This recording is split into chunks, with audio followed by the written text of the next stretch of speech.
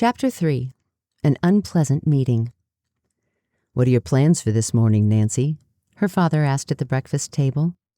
"I thought I'd do a little shopping," she replied. Her eyes twinkled. "There's a dance coming up at the country club, and I'd like to get a new dress." "Then will you phone me about lunch? Or better still, how about eating with me? Whether Mr. Rolstead comes or not." "I'll be there," Nancy declared gaily. "All right. Drop in at my office about 12:30. If Mr. Rolstead does accept my invitation, we'll try to find out something about Josiah Crowley's wills." Mr. Drew pushed back his chair. "I must hurry now or I'll be late getting downtown." After her father had left, Nancy finished her breakfast, then went to the kitchen to help Hannah Gruen, who had already left the table. "Any errands for me?" Nancy asked. "Yes, dear. Here's a list," the housekeeper replied. "And good luck with your detective work." Hannah Gruen gazed at the girl affectionately, and several thoughts raced through her mind. In school, Nancy had been very popular and had made many friends, but through no fault of her own, she had made two enemies, Ada and Isabel Topham. This worried Hannah.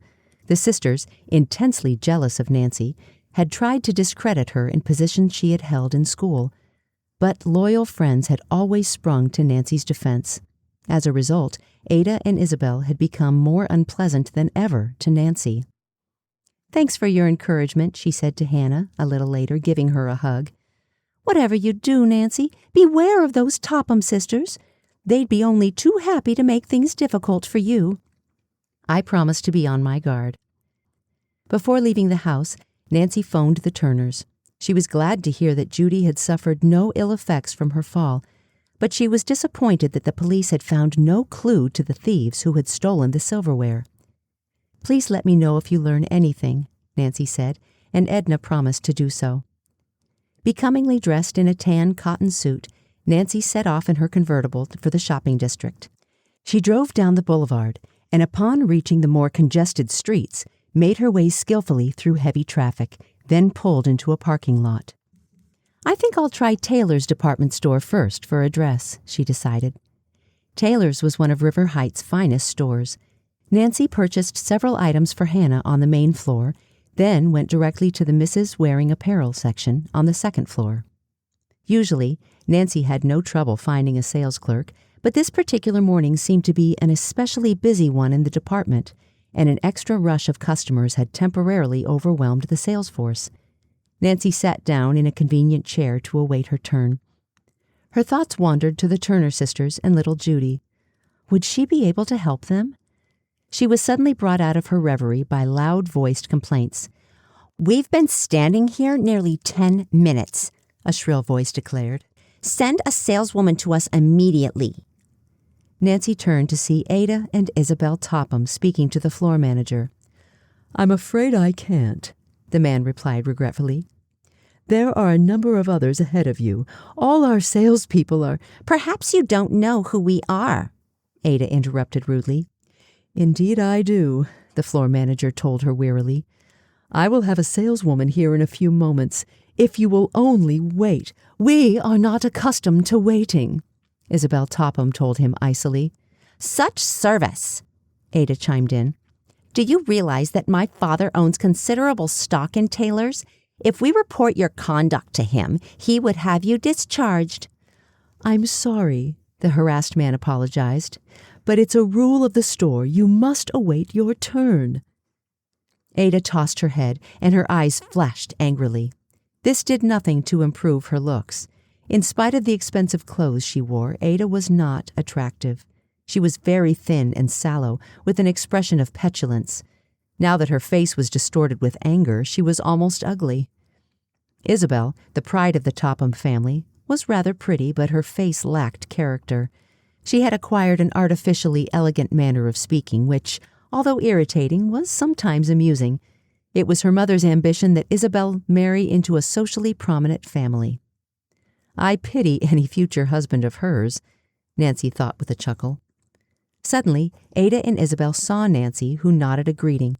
Isabel coldly returned the nod, but Ada gave no indication that she had even noticed Nancy. At that moment, a saleswoman hurried toward the Topham sisters. At once they began to shower abuse upon the young woman for her failure to wait on them sooner. "What is it you wish to look at, Miss Topham?" the clerk said, flushing. "Evening dresses." The saleswoman brought out several dresses. Nancy watched curiously as the Tophams, in an unpleasant frame of mind, tossed aside beautiful models with scarcely a second glance. They found fault with every garment.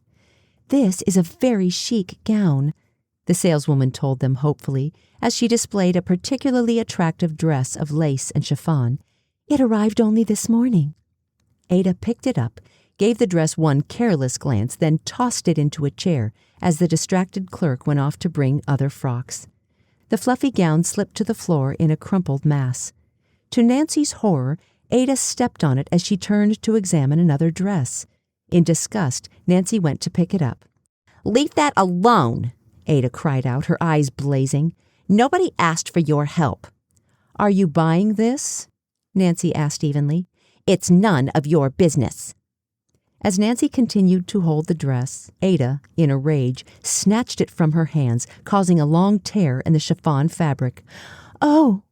Isabel cried out. "Now you've done it. We'd better get out of here, Ada."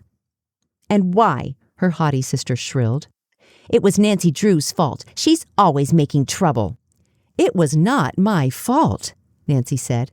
"Come on, Ada," Isabel urged, "before that clerk gets back." Reluctantly, Ada followed Isabel out of the department.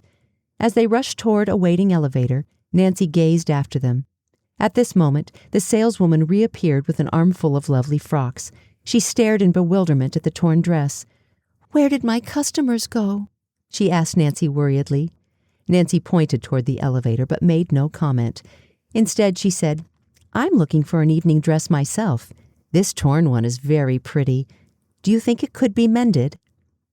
"Oh, I don't know," the woebegone clerk wailed.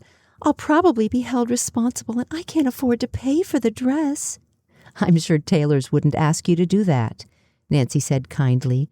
"If there's any trouble, I'll speak to the manager myself. What usually happens is that such a dress is greatly reduced." "Thank you," the clerk replied.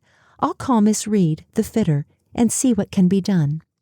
"First, let me try on the dress," Nancy said, smiling. They found a vacant fitting room, and Nancy took off her suit and blouse. Then she slipped the lovely pale blue dance creation over her head, and the saleswoman zipped it up. "It's darling on you," she said enthusiastically. Nancy grinned. "I kind of like myself in it," she said. "Please call the fitter now." Presently, Miss Reed, a gray-haired woman, appeared. Within seconds, she had made a change in an overlap of the chiffon skirt.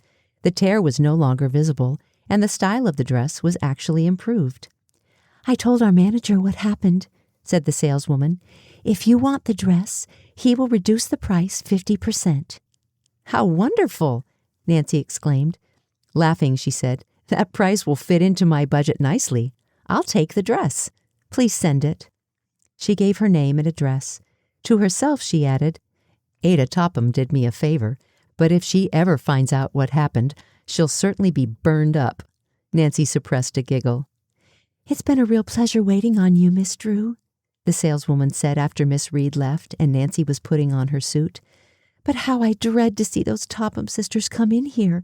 They're so unreasonable, and they'll be even worse when they get Josiah Crowley's money." The woman lowered her voice. "The estate hasn't been settled, but the girls are counting on the fortune already. Last week, I heard Ada say to her sister, 'Oh, I guess there's no question about our getting old Crowley's fortune, but I wish Father would stop worrying that someone is going to show up with a later will which may do us out of it.'" Nancy was too discreet to engage in gossip with the saleswoman, but she was interested and excited about the information. The fact that Mr. Topham was disturbed indicated to her that he too suspected Josiah Crowley had made a second will. The conversation reminded Nancy of her date. She glanced at her wristwatch and saw that it was after 12 o'clock. "I must hurry or I'll be late for an appointment with my dad," she told the saleswoman. Nancy drove directly to her father's office. Although she was a few minutes ahead of the appointed time, she found that he was ready to leave. "What luck, Dad?" Nancy asked eagerly. "Did Mr. Rolstead accept your luncheon invitation?" "Yes. We are to meet him at the Royal Hotel in 10 minutes. Do you still think I should quiz him about the Crowley will? Oh, I'm more interested than ever in the case. She told her father about the saleswoman's gossipy remarks. Said Mr. Drew. It's not what you'd call evidence, but the old saying usually holds good. Where there's smoke, there's fire. Come, let's go. The Royal Hotel was located less than a block away, and Nancy and her father quickly walked the distance. Mr. Rolstead was waiting in the lobby. Carson Drew introduced his daughter, then the three made their way to the dining room, where a table had been reserved for them. At first, the conversation centered about a variety of subjects. As the luncheon progressed, the two lawyers talked enthusiastically about their college days together and finally of their profession. Nancy began to fear that the subject of the Crowley estate might never be brought up. Then, after the dessert course, Mr. Drew skillfully turned the conversation into a new channel and mentioned some strange cases which he had handled. By the way, he said, I haven't heard the details of the Crowley case. How are the Tophams making out? I understand other relatives are trying to break the will. For a moment, Mr. Rolstead remained silent. Was he reluctant to enter into a discussion of the matter? Nancy wondered. Finally, the lawyer said quietly, The settlement of the estate wasn't given to me, Carson, but I confess I followed it rather closely because of something that happened a year ago. As the present will stands, I do not believe it can be broken. Then the Tophams fall heir to the entire estate, Mr. Drew commented.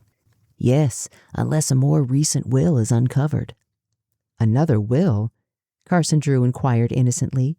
Then you believe Crowley made a second one? Mr. Rolstead hesitated, as though uncertain whether or not he should divulge any further information. Then, with a quick glance about, he lowered his voice and said, Of course, this is strictly confidential.